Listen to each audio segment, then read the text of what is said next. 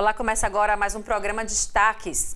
E a partir do dia 24 de fevereiro, os produtores da agricultura familiar que têm dívidas com instituições bancárias ou com a União poderão renegociar os débitos para voltar a ter acesso ao crédito rural via Pronaf, com descontos de até 96% no valor das dívidas. O objetivo do Desenrola Rural, anunciado pelo Ministério do Desenvolvimento Agrário e Agricultura Familiar, é de auxiliar mais de 1 milhão de agricultores que têm dívidas em atraso há mais de um ano. A matéria completa você confere no nosso portal www.otimista.com.br e também nas nossas redes sociais.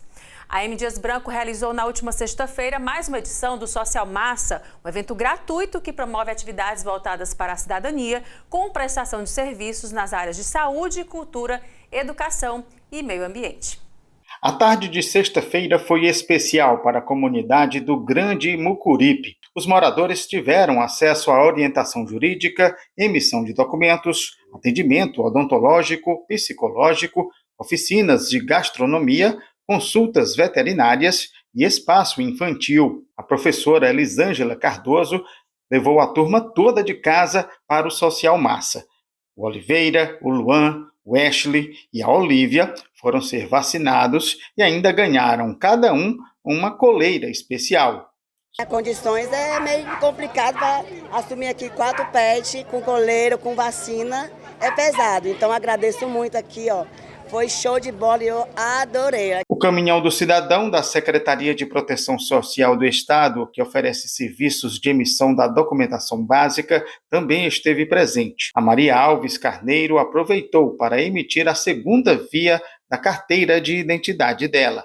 É muito importante a identidade da gente, né? Onde a gente chega precisa de identidade. Todo canto que a gente vai tem que precisar ter identidade, né? Então é muito importante atualizar a nossa identidade. A minha identidade eu tinha 18 anos, então agora eu tenho o dobro da idade, né? Eu tenho que atualizar. Quando eu fizer 60 anos, eu tenho que tirar de novo. O evento contou com a parceria de 21 instituições públicas e privadas, que disponibilizaram 17 tendas e 7 veículos para a população. O gerente de Comunicação, Cultura e Sustentabilidade da M. Dias Branco explica que cada serviço oferecido é estrategicamente escolhido para proporcionar o bem-estar e o fortalecimento socioeconômico da população que mora na região do entorno da empresa. O Social Massa é uma forma que a companhia encontrou de beneficiar a comunidade do entorno da nossa empresa. Nós temos 2 unidades Fabris aqui na região do Grande Mucuripe. E a gente oferece serviços essenciais para a população, a gente faz doação de produtos, a gente traz aqui os nossos voluntários da companhia para poderem ter contato com a comunidade e poderem oferecer todos esses benefícios para eles. Como uma grande empresa de alimentos que nós somos, né, especialmente pela nossa representatividade no mercado de massas e biscoitos, a gente não tem como fazer um evento desse e não beneficiar a comunidade aí com doação de alimentos. Então nós montamos um kit bem bacana. No ano passado foram 2.000, esse ano a gente está dobrando o número de pessoas atendidas. Então ao final de todo o atendimento, de utilização dos serviços, a gente vai disponibilizar esse kit para a população aqui da comunidade. Além de todos os serviços oferecidos que proporcionam bem-estar à população, os moradores do bairro Vicente Pison receberam cerca de 4.000 kits de alimentos como esse, doados pelo projeto Social Massa da empresa M. Dias Branco. O Social Massa está em sua segunda edição. O evento é realizado em parceria com a Associação União de Jovens Vicente Pinzon. A gerente da UJVP destaca a importância dessa parceria para a comunidade do Grande Mucuripe. A nossa segunda edição, uma ação em parceria com o M. Dias Branco, como você mesmo citou, e a UJVP, que é uma associação que atua no Grande Mucuripe já há 15 anos, né, bastante conhecida, e uma demanda enorme, gigantesca, e o sucesso é esse aí que vocês estão vendo, né? Uma ação que está sendo acima das nossas expectativas, uma adesão em massa da população, e os parceiros também, uma contribuição enorme. Temos desde o governo do estado até a Pague Menos, a Coca-Cola. Então, assim, são muitos parceiros e muito sucesso nessa ação. Só temos a agradecer e comemorar. E agora intervalo, a gente volta em instantes.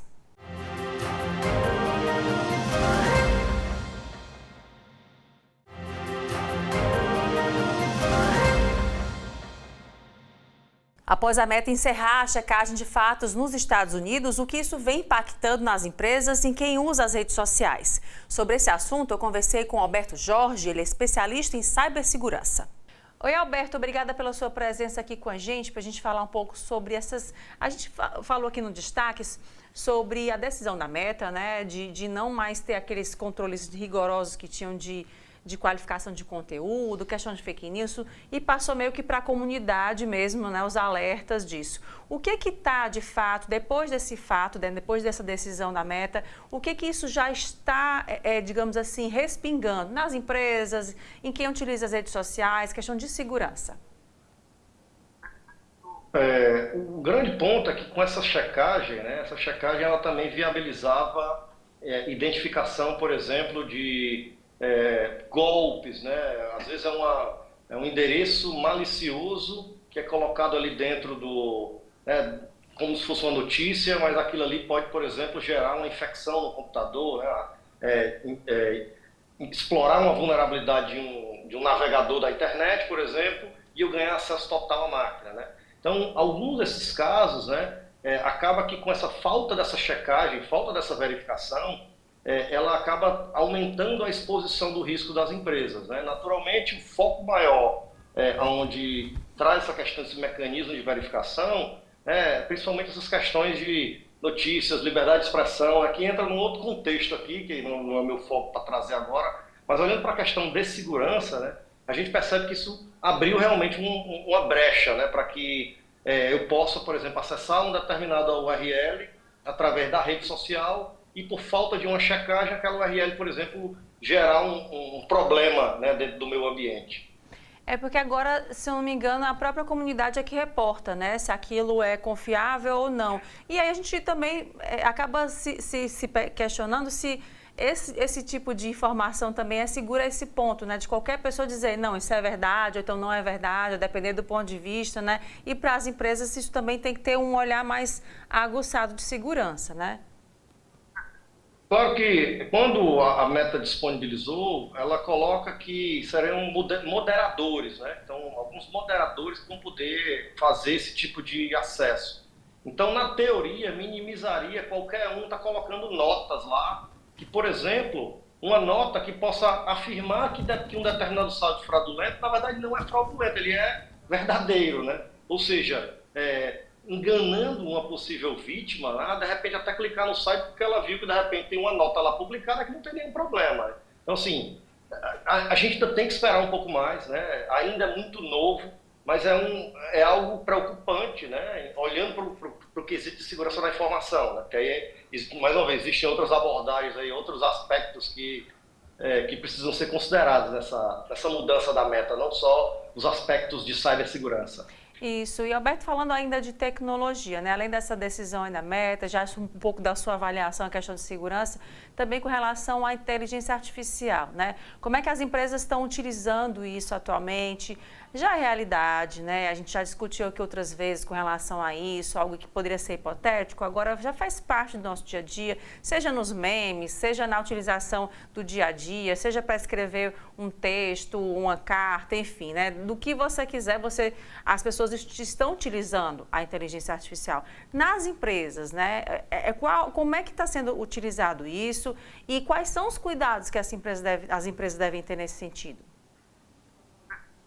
E aqui em dois caminhos, né, para facilitar aqui o nosso bate-papo. Uma coisa é das pessoas estarem utilizando a inteligência artificial ao seu favor, né, para otimizar o seu trabalho, ganhar produtividade. Isso já é uma grande realidade. Isso a gente vê, normalmente quando a gente vai numa empresa, cerca de 80% dos colaboradores já estão usando inteligência artificial. E muitas vezes nem sem a empresa nem permitir. Às vezes é uma iniciativa do próprio colaborador usando, por exemplo, uma tecnologia gratuita, né, ou assinada por ele de inteligência artificial. Isso é bom, mas ao mesmo tempo é ruim. É bom porque produtividade, né, toda essa ótica que eu trouxe, mas é ruim porque a empresa ela tem que lidar com um fenômeno hoje está chamando de Shadow AI. Né? Traduzindo aqui para o nosso leigo, é um uso de aplicações de inteligência artificial que eles não são conhecidos pela empresa, ou seja, eles não são corporativos. E o que vai acontecer? Aquilo abre uma brecha para vazamento de dados. Então, imagina que eu sou da área jurídica da minha empresa, né? E eu estou usando tecnologia gratuita para fazer uma análise de contratos. Eu posso estar colocando um contrato, que é um contrato sigiloso e confidencial, dentro de uma plataforma que na hora que eu fui aceitar aquele contratinho lá para eu poder usar de forma gratuita, ele diz que ele pode ter que fazer o que ele quiser com os dados que eu estou colocando lá. Então isso, por exemplo, vai estar expondo os ambientes, né, expondo as informações, os dados privilegiados das empresas que podem estar usando a inteligência artificial de uma forma não corporativa. Mais uma vez, é um mau uso, né? Apesar de que gera produtividade, mas ele gera também o risco. Então esse é o primeiro ponto. O outro ponto é as próprias empresas buscando players, outras empresas de segurança que utilizam soluções de inteligência artificial para proteger o negócio, né, contra os ataques e facilitar o processo de detecção e resposta. Isso também está muito em alta, até porque hoje em dia as empresas de segurança, que são os grandes fabricantes de segurança, quem não tem algum módulo de inteligência artificial embarcado dentro dos seus produtos hoje está praticamente fora do mercado. Já virou uma realidade porque cada vez mais a gente está lidando com um atacante, que é um atacante que está usando a inteligência artificial. É o bandido, é o criminoso. E ele não está usando apenas um módulo. Hoje em dia já tem ataques de fim a fim que eles usam 100% de inteligência artificial, ou seja, eu tenho ataques que eu nem dependo do humano.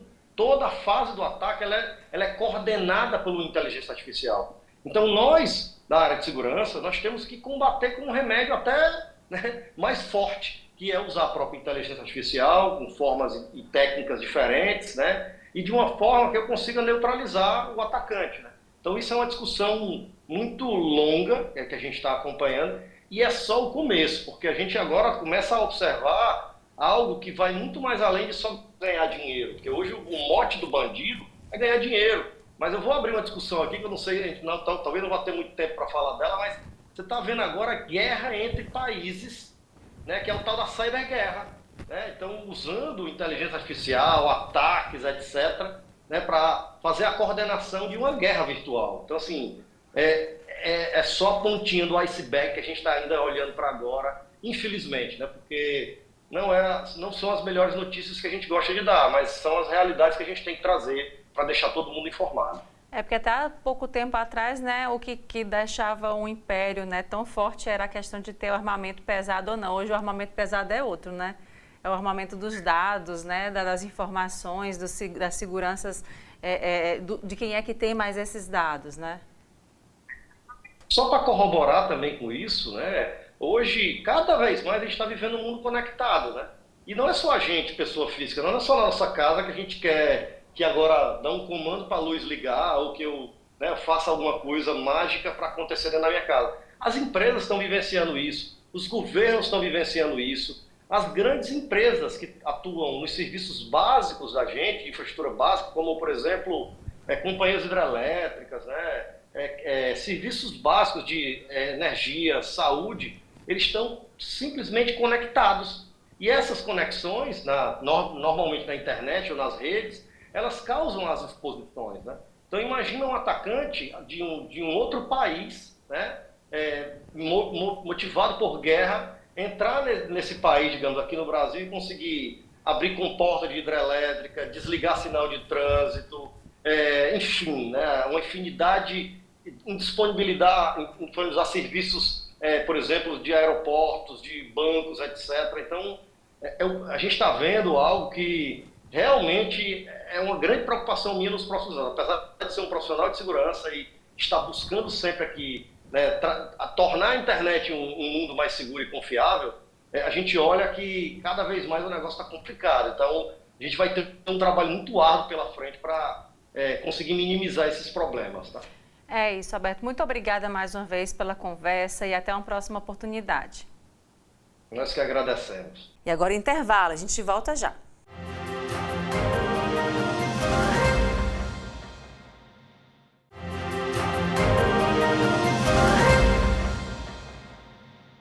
E a Prefeitura de Fortaleza segue com a realização de feiras de pequenos negócios em várias regiões da cidade. Até o dia 28 de fevereiro, as vendas de pequenos empreendedores cadastrados no programa estão sendo realizadas nos terminais de ônibus Papicu, Siqueira, Messejana, Antônio Bezerra, Parangaba, Lagoa e Conjunto Ceará, das 8 horas da manhã às 18 horas. A ação também conta com 6 boxes localizados na feirinha da Beira-Mar.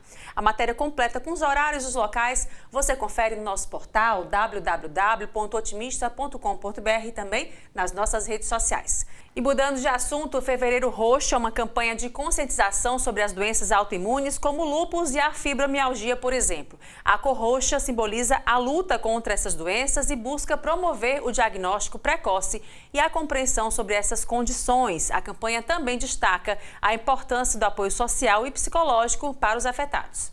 Olá! As doenças autoimunes atingem milhões de pessoas em todo o mundo. Segundo a Sociedade Brasileira de Reumatologia, a fibromialgia, por exemplo, pode atingir até 12% da população adulta brasileira. Já o lúpus, mais prevalente em mulheres, tem uma taxa de 60 a 70 casos para cada 100 mil habitantes. Para falar mais um pouquinho sobre essa campanha Fevereiro Roxo, a gente vai conversar agora com o professor Olavo Ximenes, ele que é coordenador do curso de fisioterapia aqui da Uninassal Fortaleza. Professor, assim, o Fevereiro Roxo, ele tem essa ideia de fazer essa campanha de conscientização, mas, por outro lado, também chama a atenção para a prática, né, de exercícios físicos, tão importante para essas pessoas que sofrem com essas doenças autoimunes. É muito interessante o Fevereiro Roxo, o alerta para atividades físicas, seja de qualquer forma, de qualquer modalidade, que se adapte à vida de cada um, né? E a conscientização das doenças autoimunes. Essa conscientização é para saber que se você tem uma doença autoimune, não precisa ficar também parado. Existem determinadas modalidades dentro da área da fisioterapia, terapia ocupacional, até atividades cognitivas que o terapeuta ocupacional também pode realizar. É uma atividade mental também. O movimento no pilates, na fisioterapia aquática, na musculação, na caminhada, enfim, em diversas áreas. Ou alternar os dias para não sobrecarregar certas doenças quando ela estiver no ápice mais ativo naquele período, ou a cada duas vezes por semana, de acordo com a sua saúde. Procure uma orientação do fisioterapeuta para justamente ele acompanhar você e realmente fazer essa dinâmica, se é diária, se é alternada. E não é porque você, vamos citar um exemplo, a fibromialgia. Não é porque você tem fibromialgia, dores migratórias, que às vezes está na articulação do joelho, do ombro, da coluna, enfim, várias, e vai migrando dia a dia, e que você vai deixar de se movimentar. Hoje, cada vez mais sabemos que a relação também emocional tem muito a ver com esse alerta de dor mais na fase aguda. Então, movimente-se, isso é a palavra. Isso é importante, por exemplo, o senhor citou a questão da fibromialgia, né, até para as pessoas que têm esse tipo de doença viverem melhor, né, com esses exercícios físicos. Com certeza, viver melhor, sair da sua cadeira, da sua poltrona, da sua cama. E às vezes eu vejo até assim, tem uma escada, eu não vou subir. Suba a escada. Você precisa de movimento, você precisa que a sua musculatura esteja ativa, trabalhada para poder evitar mais dores ainda. Vai nessa, movimente-se, realize exercícios, bote uma música. Tem gente que eu adoro isso. Doutor Olavo, eu coloquei uma música e fiquei dançando em casa. Maravilhoso, não deixe essa dor acontecer de forma mais aguda. Tudo cabe a você mesmo mudar esse quadro clínico. Muita gente associa essa questão de dor, né, está sentindo alguma dor, a fazer uma parada no exercício físico, mas isso é em outros casos, né? Isso, em outros casos, muito mais, que tem as cirurgias envolvidas, né? Que a gente coloca uns dias a mais, aquela fase inflamatória de repouso, mas uma dor que não tem processo cirúrgico, se mexa. você tem a respiração, os exercícios respiratórios, que vai te fortalecer, vai reduzir teu medo também para alavancar uma caminhada, tá? Um passeio, né? Você fazer o próprio Pilates, como a gente vê aqui que está atrás aqui de mim, né? O próprio Pilates tem várias formas de Pilates e como conduzir esse Pilates, ou de forma mais agressiva ou menos agressiva, de acordo com o que você está passando. Mas assim como qualquer tipo de exercício físico, é importante procurar um profissional qualificado para fazer esse tipo de tratamento da melhor forma possível, né? Sempre procurar um fisioterapeuta, um educador físico, né? O terapeuta ocupacional, por exemplo, tem pessoas de uma idade mais avançada que podem estar com essa parte cognitiva mais afetada, porque o emocional, a dor repetitiva, leva também a um desgaste emocional.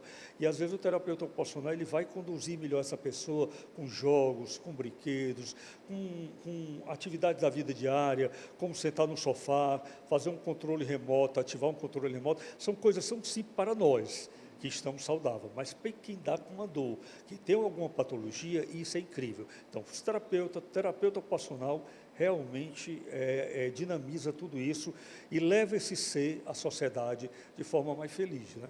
Já que a gente está aqui para conscientizar a população, fala para a gente o que é a fibromialgia, né? Muita gente ainda não conhece, muita gente tem parentes, próximos amigos com esse tipo de doença, mas muita gente ainda não conhece. O que é a fibromialgia, o que causa essa doença? Olha, a fibromialgia ela afeta muitas inervações ligadas a musculares, articulares, tudo, engloba todo esse eixo de movimento. A fibromialgia, como eu falei, a cada ano se pesquisam mais que esse processo inflamatório ele vem muito do emocional e cabe a você brigar com essas duas áreas, por isso que é outro profissional também que possa ser procurado como terapeuta ou psicólogo para poder atuar isso, né? E eu digo muito a parte espiritual. A parte espiritual fortalece muito.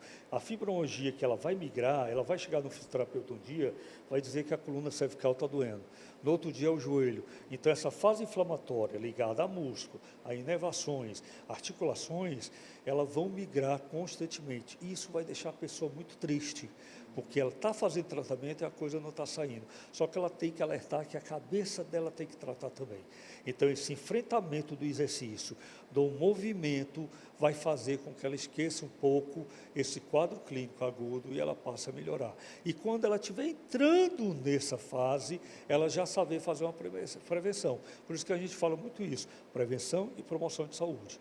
Não se deixe inflamar com essa prevenção. Então, a fibromialgia cabe isso, processo inflamatório, articular, muscular envolvido, tá? Então, um ser como todo, só que migratório. Essa migratória, essa diferença de dor em partes do corpo.